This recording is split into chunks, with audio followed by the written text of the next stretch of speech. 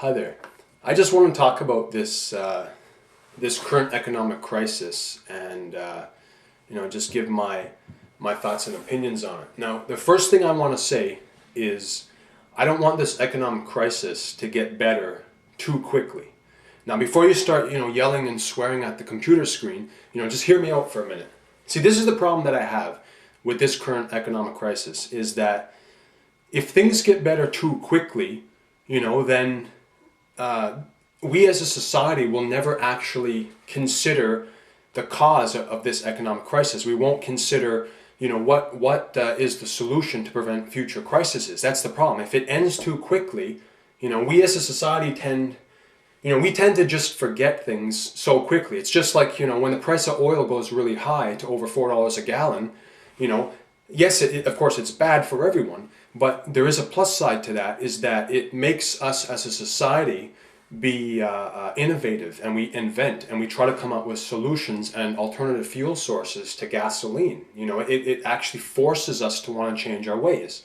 Now in regard to this crisis, if things suddenly, like Bernanke is saying, things could start to turn around by the end of the year. Now, I don't believe that, but let's give them the benefit of the doubt for now and say, okay, let's say hypothetically they are going to start to get better by the end of the year, right?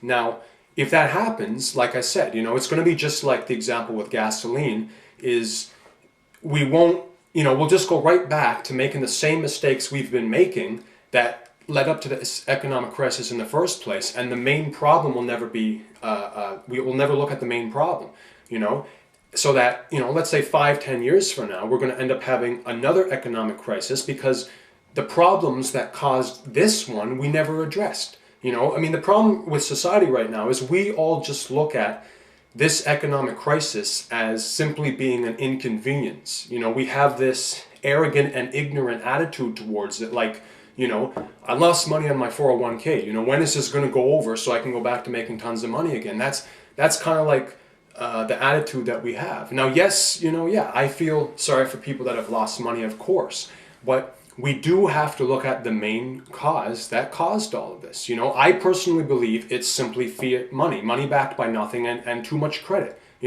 endless amounts of credit being issued, and then you have all this debt that just can't possibly be paid back. This crisis, in my opinion, didn't just magically happen. This has been building up like, when you push a spring down since 1971, which is when the Bretton Woods Agreement collapsed.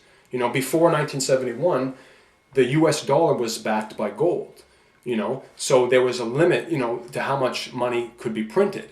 But eventually, of course, what happened was the US started printing more and more and more and more and more dollars, to the point where they couldn't possibly back all those dollars by gold because they just didn't have enough gold. And that's why the Bretton Woods Agreement eventually collapsed in 1971. This, in my opinion, is what caused all of this. It's all this credit being issued. I don't think we have a credit crisis right now, or, a credit problem. I think it's a debt problem.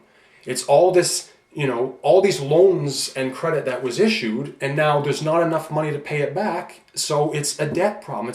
We don't need more credit. We need to go back to having, money that's actually backed by something. It doesn't have to be gold and silver, but it has, see, when you back a currency by something, what that does is it limits the government's ability to just print money out of thin air. That's why you need something backed. Again, it doesn't have to be gold and silver, but you need to have it backed by something other than thin air. Because the current money we have now is, in fact, backed by thin air, but because there's so much thin air in existence, thin air is not exactly rare. So of course, the money then has no value because it's backed by something that's so abundant. We need to back it by something that, again, doesn't have to be gold and silver, but just something of value that would limit the amount of money that comes into existence, Again, that's why I don't want this crisis to end too quickly, because we as a society tend to have, attention deficit disorder, and we suffer from Alzheimer's, Suddenly, if things start to get better again, we'll completely forget it ever happened. And the problem will never be addressed. Just like when gasoline is cheap, we don't think about the problems. Suddenly when it goes up to over $4 a gallon, we consider it and say, you know what, we have to come up with a solution. We have to figure out an alternative fuel source. But again, then oil falls back down again and we don't care anymore. And that's the problem. If this gets resolved too quickly, we're not going to fix the problem, and then 5-10 years down the road, we're going to have another economic crisis. We have to stop looking at this as an inconvenience and, look at it really carefully and actually think, what caused it? Let's stop, thinking, selfishly. I want to go back to making tons of money again. When is this inconvenience going to end?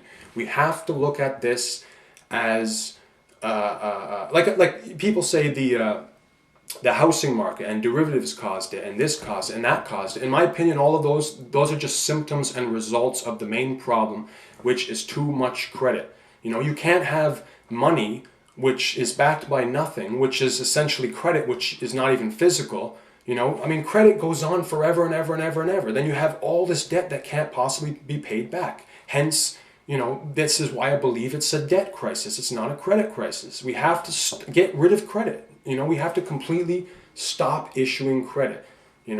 Like I said, this has been building up since 1971.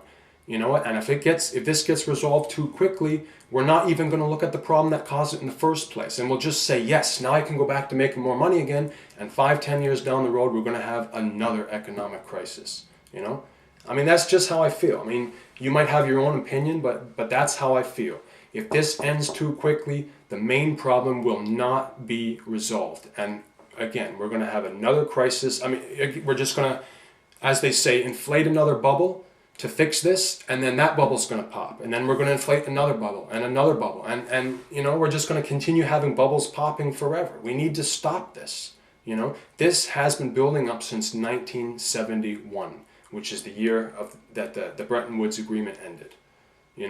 So if anyone has any opinions or thoughts out there, by all means, leave a comment or post your own video. But I just feel this shouldn't end too quickly, because if it does, the problem is never going to resolve, and then we're just going to forget the crisis ever happened. It's just going to be just like when oil's $4 a gallon, we give a damn. Suddenly when it goes back to, under $2 a gallon or whatever, we don't care anymore.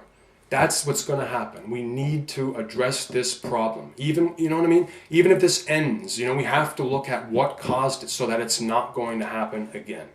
Anyway, if you listened right up until the end, thanks for listening. And again, if you have a comment, just, let me know, post your comment or a video, whatever. But I would like to know what people think about that. Anyway, thanks for listening.